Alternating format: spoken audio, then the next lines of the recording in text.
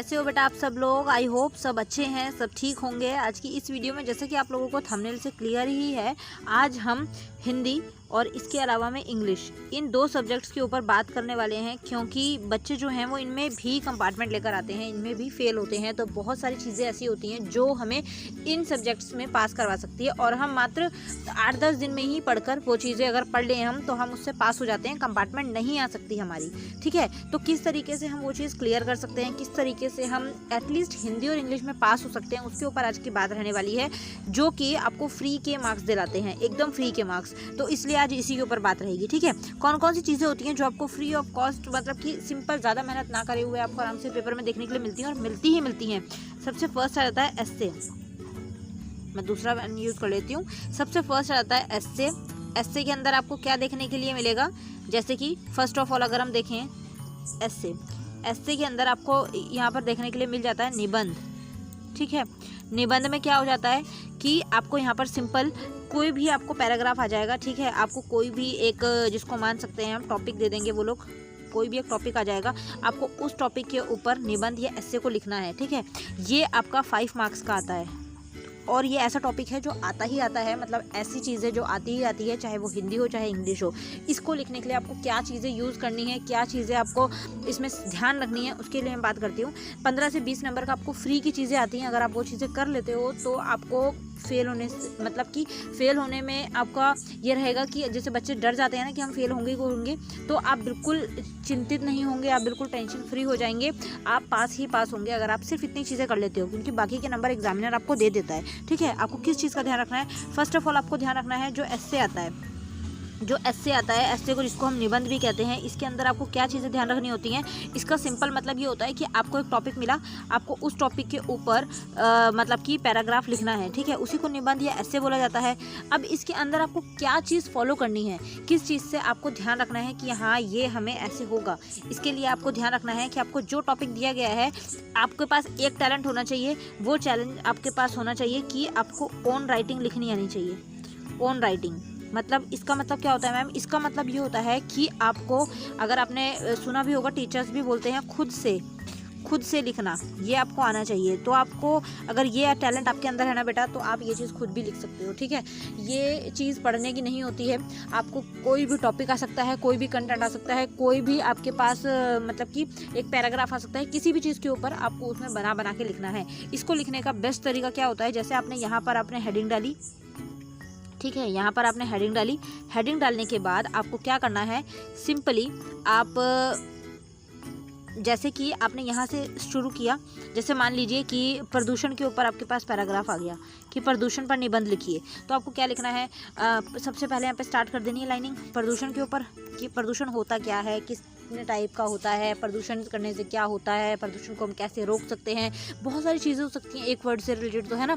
तो उसके बारे में जो चीज़ें आपको ध्यान आती हैं वो लिखें।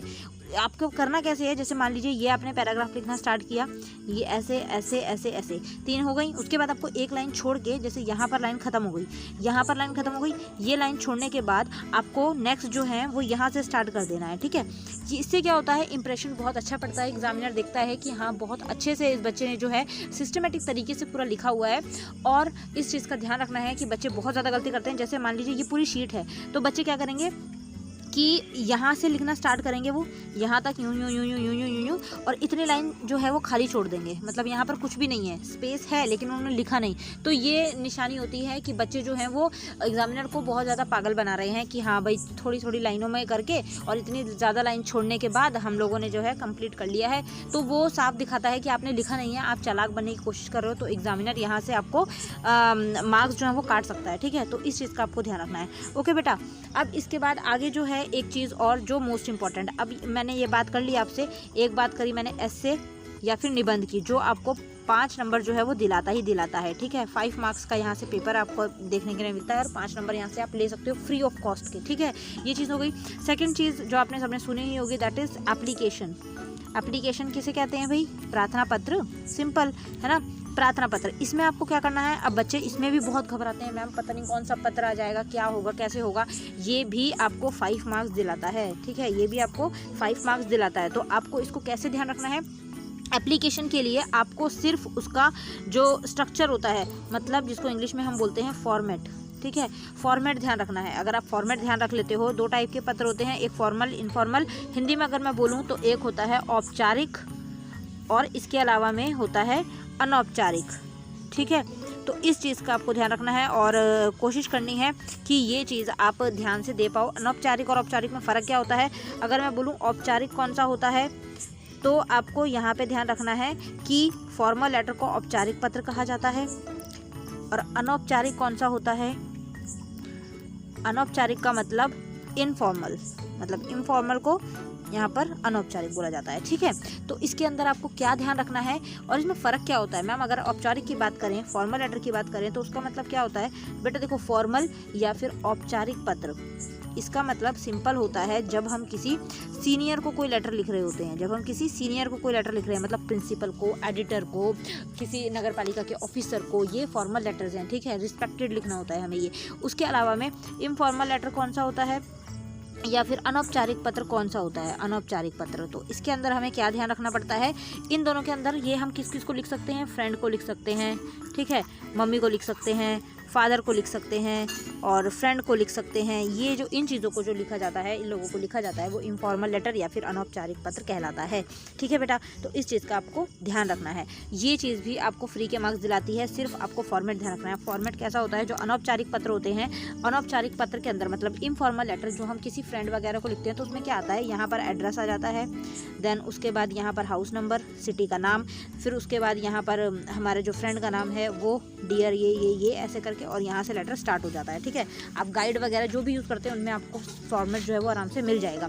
और अनौपचारिक जो पत्र मतलब कि औपचारिक पत्र होते हैं, उसके अंदर यहाँ से शुरू हो जाता है, जैसे टू द प्रिंसिपल, अगर प्रिंसिपल को लिख रहे हैं टू द प्रिंसिपल, या फिर टू द एडिटर, या फिर इसके अलावा में और किसी को लिख रहे हैं हम तो टू द समथिंग करके यहाँ से ऐसे, मतलब पर्टिकुलरली पूरा फॉर्मेट बना के, ठीक है। वो औपचारिक होते हैं, मतलब हम किसी रिस्पेक्टेड अपने से सीनियर को कुछ लिख रहे हैं, वो चीज़, ठीक है। तो आपकी इन चीज़ों से कौन कौन सी 2 चीज़ें? एक हो गया एस्से और एक हो गई एप्लीकेशन।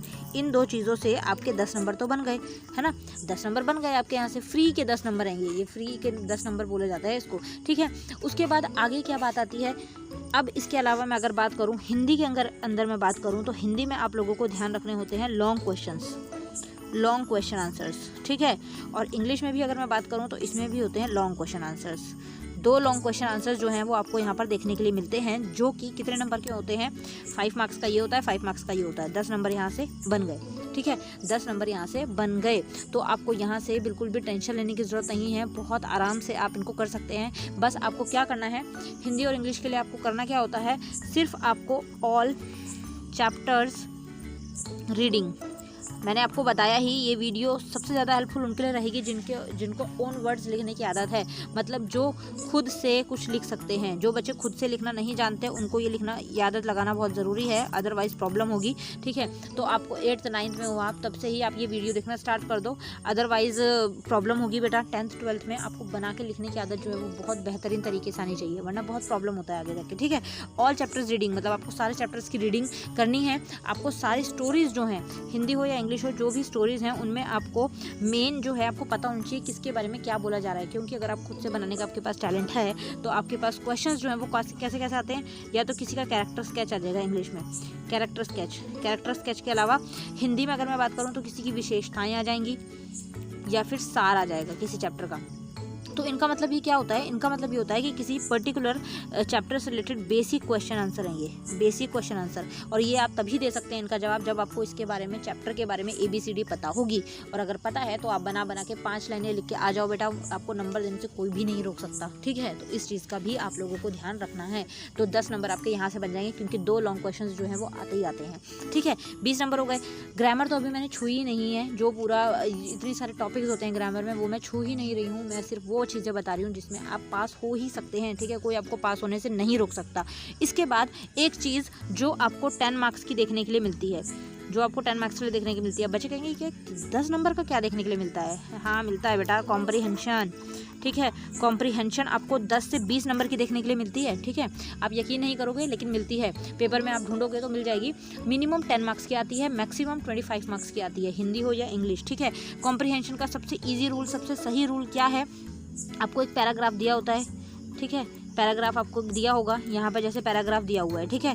फिर उसके बाद नीचे जो है वो क्वेश्चन आंसर होंगे, question number 1, question number 2, question number 3, question number 4, question number 5, 5 भी हो सकते हैं, 10 भी हो सकते हैं। अगर 10 है तो 10 नंबर का होगा, 5 है तो 5 नंबर के, और 2, 3 कॉम्प्रीहेंशन 5-5 नंबर की आ सकती हैं, 10 नंबर की 2 आ सकती हैं। इस तरीके से आपको पेपर में देखने के लिए मिलता है। कॉम्प्रीहेंशन बहुत ईजी होती है, बहुत ही ज़्यादा ईजी। आपको क्या करना होता है, सबसे पहले आपको इसमें कुछ रूल्स का फॉलो करना पड़ता है। सबसे पहले आपको रीड क्वेश्चंस। बच्चे क्या करते हैं, सबसे पहले पैराग्राफ पढ़ते हैं, फिर क्वेश्चन पढ़ते हैं, फिर पैराग्राफ पढ़ते हैं। इससे टाइम जो है वो बहुत ज़्यादा वेस्ट हो जाता है। आप लोगों को ध्यान रखना है, सबसे पहले आपको क्वेश्चंस पढ़ने हैं, उसके बाद आप लोगों को पैराग्राफ पर जाना है, ठीक है। उसके बाद आप लोगों को पैराग्राफ पर जाना है।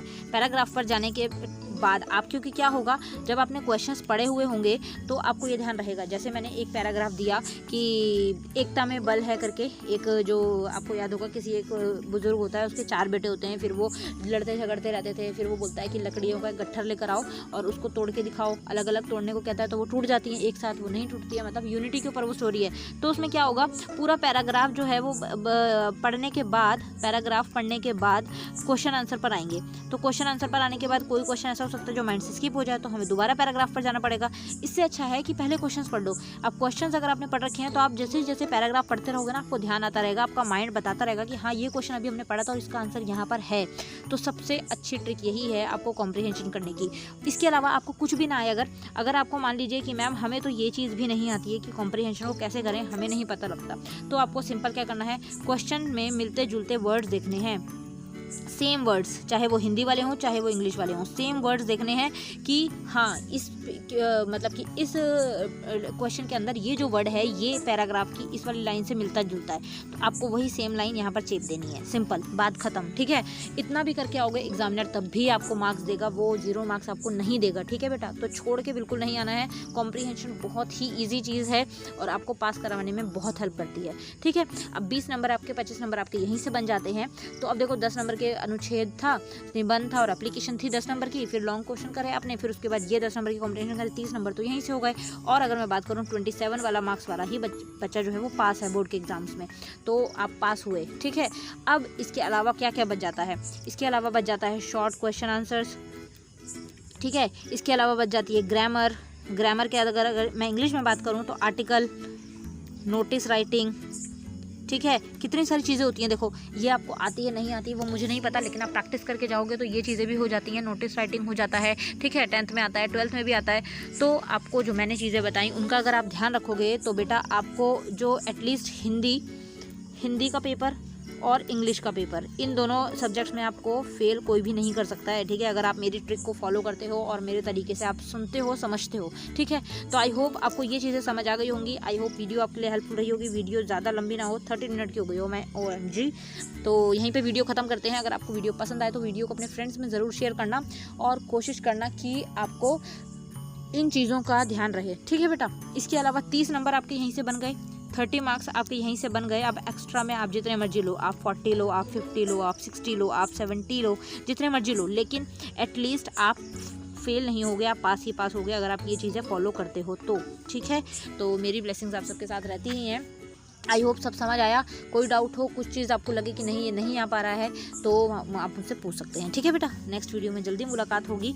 Thank you so much. और वीडियो को शेयर ज़रूर कर दीजिएगा ताकि आपके फ्रेंड्स जो हैं इसको देख लें। चैनल पर अगर पहली बार आए हैं तो चैनल को सब्सक्राइब करिएगा, वीडियो को लाइक कीजिएगा। वैसे मैं बोलती नहीं हूँ, फिर भी याद आ गया है तो इसलिए मैंने बोल दिया है। Thank you so much. Next video में जल्दी मुलाकात होगी। Thank you so much for watching. Bye bye.